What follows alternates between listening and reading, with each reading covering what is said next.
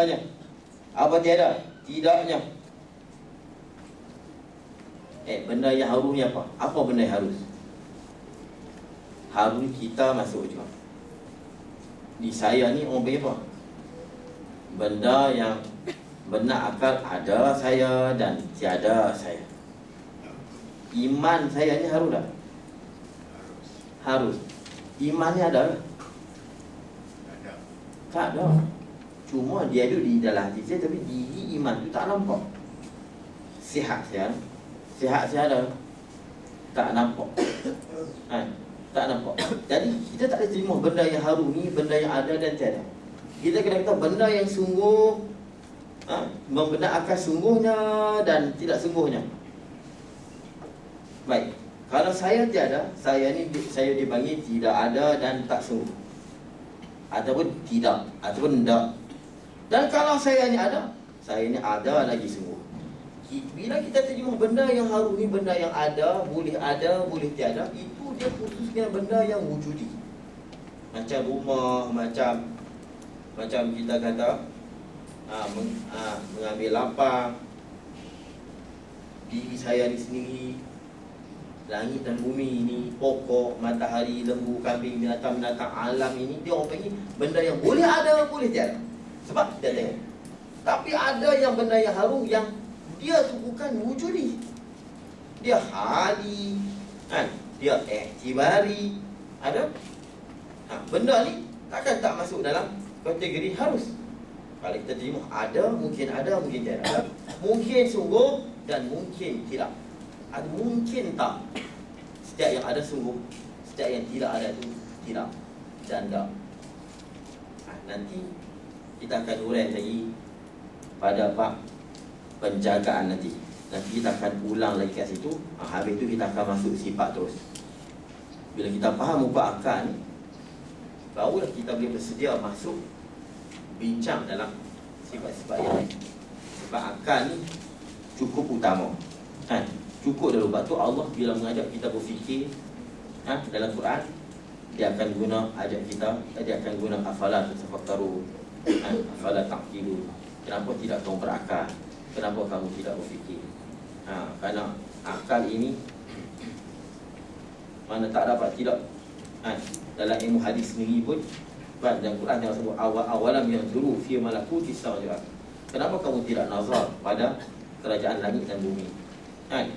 Dan Allah kata lagi, sanurihim ayatina, kami akan memperlihatkan ayat-ayat tanda-tanda kekuasaan kami fil afaq, di ufuk-ufuk, wa fi anfusihim, dan pada diri mereka, hatta yatabayyana lahumul haq, hatta yatabayyana lahumul haq, sehingga nyata bahawa Allah itu sebenar.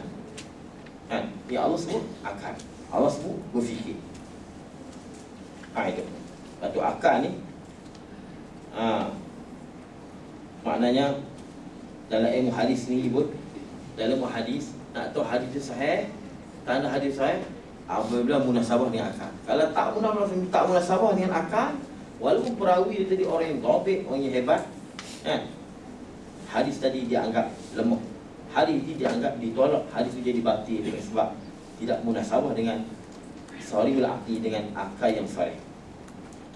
Sebab tu kata Al-Faqih Al-Khatib Al-Hafiz Al-Faqih Al-Khatib Al-Baghdadi dalam kitab ada Al-Faqih wal Mutafaqih, dia kata apabila seorang rawi yang makmun, as-siqah, siqah al-makmun, yang dipercayai, khabaran muttasilan, dia bawa hadis yang muttasil isnad, rudda, ditolak dengan dua perkara. Bila dia tadi rawi tadi siqah, lagi pula tobik, ingatan dia hebat, lagi pula makmun, amanah yang dipercayai, dan sandaran dia tadi berhubung sanad dan ittisal sanad, tapi ditolak. Salah satunya hadis tadi ditolak iza khalafa mujibatil uqul, apabila dia menyalahi akal, apabila dia menyalahi logik akal. Itu. Sebab tu syarak ini yaridu bimujawwizatil uqul. Syarak ini datang dengan hak akal mengatakan boleh. Apabila akal mengatakan tak boleh, syarak tidak akan datang. Sebab itulah taklif bima la yutaq. Tidak ada taklif satu yang kita tak mampu tanggung. Syarak ini datang bimujawwizatil uqul. Hak mana akal kata ya boleh, maka syarak akan buat keputusan, akan buat hukum. Kalau akal tak boleh, tak boleh. Sebab tu Islam tidak suruh kita naik ke bulan. Syarak tak suruh naik ke bulan. Sebab kita tak boleh. Apa benda tak boleh syarak akan buat. Sebab tu ini penting. Sebab tu akal ni cukup penting. Hadis, kata ulama hadis, hadis apabila menyalahi nas Quran ataupun hadis yang mutawatir ataupun akal yang sharih, tak diterima. Dan hadis tadi batil, ditolak. Sebab apa? Tak terima, tak logik akal. Lepas tu akal ni, bila kita mengaji hukum akal, maknanya dia akan membetulkan fikir kita. Sebab akal ni dia bebas. Dia seumpama harimau yang liar. Kalau kita tak didik akal ni, kita tak pagarkan dia dengan pagar-pagar syariat, dia akan pergi ikut suka dia. Akal ni dia boleh kata Allah setulur. Akal ni dia boleh bayangkan Allah berjam-jam. Sebab kita kena ikat dia, latihkan dia semacam mana harimau sirkus. Dia boleh jadi jinak, boleh main bola dan sebagainya. Kita kena jinakkan akal kita ni dengan kita mengaji hukum akal. Sebab tu kata Imam Haramain, siapa yang tak tahu hukum akal, dia tidak ada akal. Tak tahu hukum akal, dia tak berakal. Buat terbang accident, tayar lambat, tak mati, tak terima akal. Dia kata terima akal, itulah dia tak ada akal. Tak terima akal kamu, tak terima akal kamu, tak boleh kata kali hidup. Tak boleh kata akal. Kalau kereta tadi ni lepeh, kan, accident dua-dua lepeh, tapi driver dia hidup elok, itu dia mesti ada. Bukan mesti akal, mesti ada. Akal, kenapa kita bodoh sangat? Kenapa akal tak boleh bayangkan masa accident kita terbang melompat pergi luar, kita duduk di situ. Tak mesti hidup dalam akal kita ni. Akal ni kan hebat. Akal ni cukup hebat. Dia boleh kata tak ada mustahil dia boleh duduk dalam tu elok. Tapi kalau hidup mesti ada. Adat yang mustahil, kita kadang tak masuk akal. Kalau kita tak masuk akal, maknanya apa? Dia accident, kereta dia lebih, wajib dia kena mati. Wajib ni macam apa? Soalannya Allah wajib kena bagi mati. Sebab kalau accident macam ni, dia mesti mati. Accident macam tu wajib adat mati. Akal tak wajib. Benda yang mustahil adat, wajib adat, akal harus. Kalau tak akal ni kedai. Hak mustahil adat, dia harus. Hak wajib adat, dia harus. Makan nasi 5 pinggan, adatnya kenyang. Akal kata, boleh tak kenyang. 5 hari dia tak makan nasi, adatnya lapar. Adat kata, mesti lapar. Akal kata, boleh tak lapar. Akal kedai. Tiba-tiba kita kata apa? Accident. Tak masuk akal. Asal dia tak berakal. Yang berakal apa? Boleh tak mati. Betul. Kadang-kadang dengan satu syekh sebut harus dari hukum harus. Wajib akal, wajib. Ada ni harus akal. Sebab kita ni benar-benar berakal.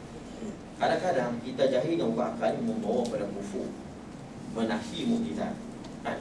Dia tadi masuk dalam api. Masuk dalam api tak hangus. Mungkin cerita kat orang gila tak apa. Dia gila. Kan? Cerita tak hangus, tak ada apa boleh. Tak ada mustahil. Kalau kita mustahil akal, soalannya apa? Mesti dia kena mati. Allah mesti kena bagi dia hangus. Kalau kita Nabi Ibrahim takut kita Nabi mukjizat.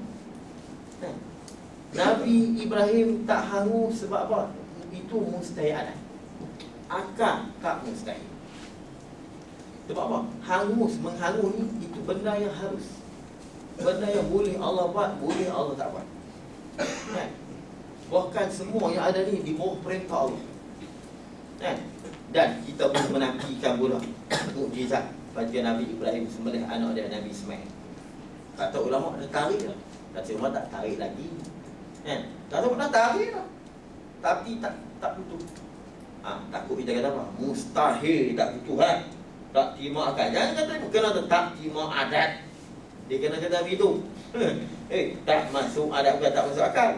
Kalau kita tak masuk akal, kita tak berakal. Lepas tu nak mengaji ilmu akal ni agar kita berakal. Kita tak punya akal, kita hukum ikut suka kita. Sebab tu Allah kata orang kafir ni tak masuk syurga sehinggalah unta masuk lubang jarum. Kita kena tahu masuk lubang jarum ni mesti apa? Dia mesti adat akal ni, walaupun dia bebas pun ada satu ketika dia nak fikir tak boleh. Sebab tu bila kita didik akal, kita nak kata Tuhan tak ada, tak boleh. Tapi kalau kita tak didik tentang Allah, akal boleh kata Tuhan tak ada. Bila kita didik, oh kalau Tuhan tak ada begini, mana boleh tak ada. Kamu tengok lagu mana pelakunya, kehidupannya, oh, lalu akal kata, oh tak dapat, tidak, mesti kena Tuhan ada. Sebab tu semua akal mesti kena Tuhan ada. Cuma menentukan Tuhan tu Allah, itu yang tersasar. Silap. Lepas tu kadang kita jahil hukum akal, kita jahil hukum adat, kita jahil hukum orati, kadang-kadang membawa kepada kafir. Kita menanti mukjizat. Itu adat saja. Pisau memutus, itu hukum adat. Makan nasi kenyang, hukum adat. Wajib adat, mesti adat, harus pada akal. Ini kata akal ni dia hebat. Sebab tu kerana dia hebat sangat, takut dia fikir tentang Allah dengan benda-benda yang tak layak. Kita kena didik akal ni. Kita mengaji hukum akal tadi supaya akal tadi berakal. Supaya akal tu dia berakal juga. Dan tidak menjadi macam orang kafir. Itu. Lepas tu ketika api bakar, Allah kata ya naru kuni bardan wa salam ala Ibrahim. Allah kena kata habis tu, wahai api, kuni bardan, jadilah sejuk. Api tak nak pergi bekas sikit pun, jadilah sejuk. Takut bila Allah kata api jadi sejuk, takut api ni dia akan sejuk semaksimumnya. Nabi Ibrahim dia mati kesejukan. Wassalamah, selamat. Jadi api pun sejuk dengan selamat, nyaman. Tapi takut nyaman, takut feeling semua dengar, oh kita diperintah oleh Allah sejuk dan nyaman, semua bukan sejuk. Bila api sejuk, kita tak makan nasi, kita tak makan gulai. Ala Ibrahim. Lepas tu Allah terpaksa kena kata begitu. Takut api dia tu, ya nar kuni bardan, semua sejuk. Sejuk semaksimum. Dia bukan sejuk macam peti air. Bila sejuk, dia akan semaksimum sejuk. Sejuk atau lebih dari itu. Nabi Ibrahim mati sejuk. Kalau Allah tak kata salaman, Nabi akan mati kesejukan. Bahawa neraka yang paling dahsyat ni neraka sejuk. Neraka untuk orang kafir. Neraka dia sejuk. Duduk keng. Putih tengok. Ikan kayu kan. Putih. Kalau dia boleh cakap apa goreng, aku tak apa. Beraku duduk ke dalam peti air. Sejuk ni tak tahu kan. Dan kita pergi luar negara, kita tahu sejuk tu memang, tapi kita buat balik tak boleh. Wahai api sejuk, tapi sejuk selamat. Tapi, bukan semua ala Ibrahim. Api kat Ibrahim saja. Kata ulama, kalau Allah tak kata ala Ibrahim, semua api di seluruh dunia akan sejuk. Kerana mengikut perintah Allah. Api tak ada kuasa apa. Semuanya. Sebab tu akal kata, harus saja api menghangus. Harus akal. Api bangun. Api kita tahu. Sehingga kucing tumbuh tanduk, tu tak betul. Kucing tumbuh tanduk ni bukan mesti akal. Kucing boleh tumbuh tanduk lah. Akal siapa kata kucing tak tumbuh tanduk? Dia nak hukum ni. Apa kata ustaz tak boleh lah, tak ada akal. Dia tak boleh akal. Kucing tumbuh tanduk ni tak mesti ada. Tak mesti akal. Mesti adat ya. Lah ni bahkan ada lah kucing tumbuh tanduk. Saya simpan surat khabar. Kucing tumbuh tanduk dah ada. Ada dulu. Istilah tumbuh tanduk tak boleh pakai. Kita kata hingga kucing masuk lubang jarum. Baik. Siapa kata kucing ni boleh masuk lubang jarum? Jarum tu besar tu ya, kucing tak pecah, dia boleh masuk. Siapa kata kucing boleh masuk? Saya kata kucing tak boleh masuk. Akal saya tak fikir. Kata ustaz, saya boleh fikir. Tak pakai pula. Tak pakai pula. Tapi akal dia boleh main lagi. Dia boleh main macam mana? Aku boleh terima masuk kalau Allah besarkan lubang jarum. Akal dia boleh fikir. Dia bila dia tak boleh fikir, dia akan fikir cara lain. Tak, masalah aku tak mau lubang jarum besar. Aku tak mau. Ada unta, kucing kecil daripada lubang unta. Aku nak besar. Mana boleh. Itu akal dia kata, aku tak boleh. Tu aku selesa. Akal pun dia ada tahap dia kena selesa. Lepas tu akal yang dididik, dia kata Allah tak ada. Mana boleh Allah tak ada. Tengok pokok. Nanti orang kejadian kita. Lepas tu kita kena didik akal. Sebab akal terlalu bebas. Lepas tu yang Allah kata, sehingga orang kafir takkan masuk syurga, sehinggalah unta masuk lubang jarum. Apa makna? Sampai bila-bila tak boleh masuk. Sebab apa? Unta mana boleh masuk lubang jarum? Unta yang besar tu masuk lubang jarum. Tampar lubang jarum pecah. Pok. Tak boleh. Akal boleh kata apa? Dua. Dia rempuh. Lubang jarum pecah. Ataupun Allah besarkan lubang jarum. Ataupun Allah kecilkan unta. Kecil dia lubang jarum. Buat masuk dalam tu. Itu akal yang cerdik tu. Dia boleh fikir tu. Dia nak kata unta masuk lubang jarum tanpa pecah. Tanpa meresak. Tanpa dia kecil. Tanpa dia besar. Masuk. Siapa kata boleh masuk? Sah. Dia tak pakai amalan. Buat tak? Payah. Dan benar ya. Lepas tu saya bayar kan. Imam apa yang orang kata? Siapa tak tahu bakar maka tak akal. Dia kata dekat tu. Ulama tambah di dalam tu. La yakilu. Man la ya'ni fi hukm al-akil la ya'ni. Ulama tambah dalam tu haji. Bal huwa majnun. Wah kan gila. Tak pakai tu tak faham ni. Siapa yang tak faham hukum akal maka dia tak berakal. Pensyarah apa? Wah kan gila. Gila. Gila so. Dia tak masuk akal. Dia tak mengaji pun tapi lulus. Tak masuk akal. Tak sah tak nak pakai. Dia tu tak pakai. Weh. Boleh Allah boleh bagi tak? Dia tak mengaji dia boleh hadir. Allah boleh buat. Kadang-kadang Allah tunjuk benar ni, Allah tunjuk. Yang penceramah cilik dan sebagainya kita boleh siapkan. Tak mengaji pasti tu macam mengaji tidak boleh cakap, boleh ceramah. Tiba-tiba Allah cabut balik, lain tak boleh cakap. Allah boleh buat. Ini kita didik akal kita agar kita berakal dan kita jadikan akal kita dia berakai. Rasa nak pergi berakai itu sedap dia. Biar dia berakai dia. Tak berakai. Kadang kita tahu tak masuk akal, jangan guna tak masuk akal. Tak terima akal. Kadang kita makan dia soft, dia tak pernah makan. Tak terima ada atau ada tadi. Kita jangan kata hingga kucing tumbuh tanduk. Kita kata sehingga kucing tadi jadi Tuhan. Itu tak boleh, mesti akal. Akal tak ada tahu. Akal yang dididik, akal yang ditarbiah, akal yang dipagar oleh pagar-pagar syariat dan pagar-pagar akidah. Kita akan ketahui. Nanti akan datang. Kita berhenti pada kata penjagaan. Dan nanti adanya, iaitu tidaknya. Tidak ni dia panggil tak. Penjagaan. Sini nanti dia akan simpulkan balik, tapi dia tak payah dah. Jadi kita faham situ sikit, insya-Allah. Kita akan faham pada kata penjagaan itu, dan kita akan sampai masuk pada sifat yang pertama, insya-Allah. Wallahu subhanahu wa ta'ala a'lam bisawab dan adalah kefahaman kita. Insya-Allah. Allah. Soalan. Jadi wajib pada akal. Soalan sifat tadi ni. Kalau asma tu memang disebut khusus sama asma benar kan. Jadi kita boleh ambil hujah tu tak ada yang benar tu. Tapi sifat tu tak ada disebut dalam. Betul. Dia memang ada kulli syai'in alim, ada kulli syai'in qadir. Dia tak sebut masdar. Dia tak sebut kata dasar. Tapi tadi sebut tadi lah, bila sebut alim, qadir, dia mesti datang dua kudrat. Takkan datang kalimah qadir tanpa ada kudrat.